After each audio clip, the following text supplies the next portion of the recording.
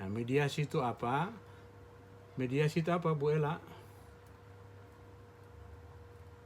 Mediasi itu mendamaikan dua pihak. Ya, Supaya mediasi tidak itu bercerai proses di pihak. perdamaian ya yang dilakukan oleh mediator. Mediator itu orang yang memediasi, ya.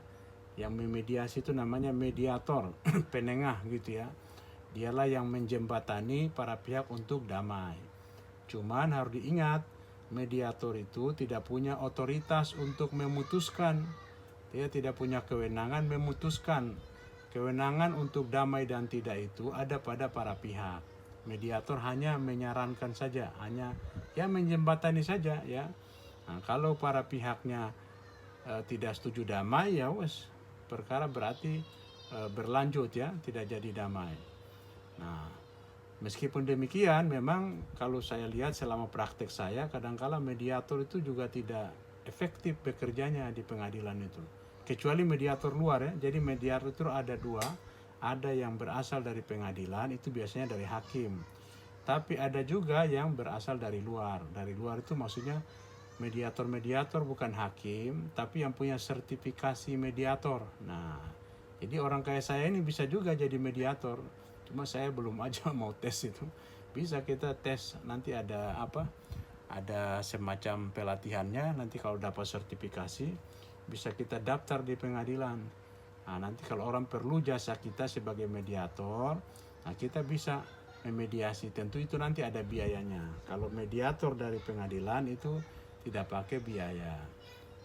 Nah, terus catatan saya bagi saudara-saudara, apalagi nanti kalau praktek di pengadilan nanti, dalam konteks mediasi ini jangan berharap banyak pada mediator.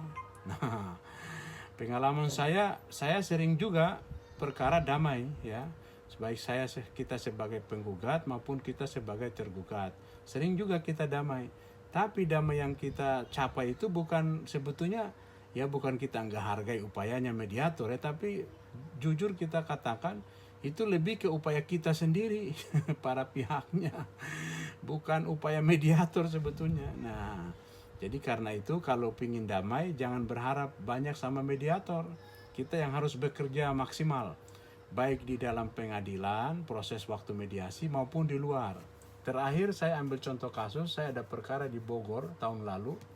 Itu saya megang Indomobil yang leasing itu. Kita jadi tergugat, digugat oleh konsumen gara-gara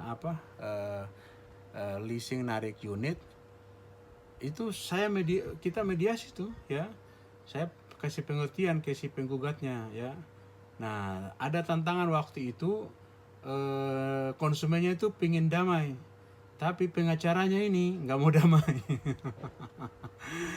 Ya, jadi kadangkala itu situasinya bisa macam-macam tuh.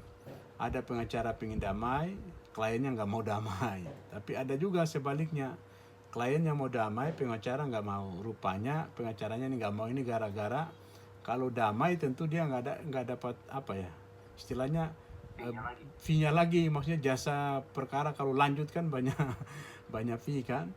Nah, tapi saya kasih pengertian ke si tergugatnya ya.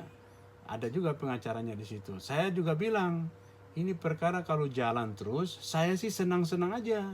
Karena pasti saya dapat duit kan. Kalau Anda banding, oh saya senang banget, saya dapat duit. Anda kasasi, yes. Atau kita kasasi kan saya dapat duit lagi. Ya, cuma memang niat kita tulus untuk damai. Dan saya memang waktu itu lihat kondisi konsumennya, ini kalau perkara lanjut sampean yang rugi sebetulnya ya. Karena waktu itu istilahnya dia kan nunggak kan, punya mobil terus nunggak, terus ditarik. Tapi waktu itu ditariknya kan baik-baik, tapi kemudian kan di kemudian hari ada dia keberatan gitu. Udah akhirnya setelah kita kasih logikanya, udah akhirnya mau dia terima. Akhirnya dia yang malah tekanin pengacaranya. Nah, jadi alhamdulillah kita jadi damai itu ya.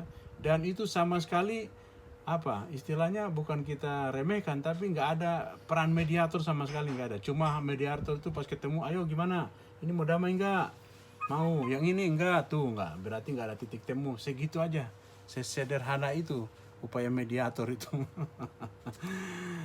Nah, Dari pengadilan ya Pak? iya dari pengadilan. Bahkan kita sempat marahin mediatornya itu, ya. Kita marahin itu gara-gara dia pingin mau cepat selesai mediasinya. Sementara kita ini ada masih tarik ulur. Akhirnya kita sempat dari pengacara yang lawan itu dia bilang, ibu ini kok bukannya punya senang kita mau damai, kok malah ibu buru-buru kan gitu kan. Nah, karena kita masih ada tarik ulur, ya tarik ulur kan biasa kan, akhirnya kita minta waktu lagi, padahal waktunya belum habis tuh. Kita minta waktu lagi, ini kan belum final, ini kita bisa simpulkan ini deadlock, ini kan masih ada tawar menawar. Ya udah ibu kasih waktu dulu lah ke kita kan, dan memang waktu kita juga belum selesai sebetulnya, sampai sempat dimarahin itu mediatornya. Dan akhirnya pas jadi damai ya kita saling bisik-bisik aja, ini kita yang berusaha kerja keras, mediatornya yang dapat nama baik di pengadilan. Kan kalau nanti mediator itu terutama di pengadilan, bukan hanya mediator pengadilan, mediator luar juga, kalau terjadi perdamaian itu kan jadi poin kan, jadi poin keberhasilan seorang mediator. Nah, bagi hak mediator yang dari pengadilan itu kan jadi poinnya. Istilahnya itu akan menunjukkan dia bisa mampu memediasi orang gitu. Ya, itu bisa menjadi salah satu indikator kinerja dia itu. Demikian juga mediator dari luar, kalau dia bisa berhasil kan itu menjadi profil dia nanti kan. Nah, itu catatan penting saya. Nanti kalau satu waktu jadi pengacara, ada mediasi, udah jangan harap mediator udah. Maksudnya jangan harap itu, kita sendiri yang berusaha untuk damai, berkomunikasi di luar. Di pengadilan itu kan waktunya terbatas, jangan terlalu formalitas ya. Nah, ketemu di ruang mediasi itu kan bicaranya agak formal, agak kaku. Sementara namanya orang mau mediasi, mau damai itu faktor komunikasi kan. Harus ada tekniknya ya kan. Jadi kadangkala kita jangan terlalu formal, ajak aja di warung kopi sambil ngobrol ya kan, cerita-cerita. Nah, kita itu juga begitu waktu di Bogor itu, bukan di ruangan mediasi kita bicara. Kita berbicara aja di luar pengadilan sambil ngopi. Nah, kita kasih pengertian, akhirnya diterima. Dan alhamdulillah berhasil itu. Nah, itu kira-kira pengalaman saya sebagai orang yang berapa kali terlibat mediasi ya kalau jadi pengacara ya menangani perkara perdata pasti ikutlah mediasi itu kan. Ya cuma saya juga berapa kali ya lumayan juga sih ya perkara yang berhasil kita mediasikan dan berhasil itu. Dan tentu berperkara berakhir dengan mediasi itu kan lebih bagus ya, lebih baik bagi klien khususnya ya. Nah, kalau pengacara mungkin kurang baik.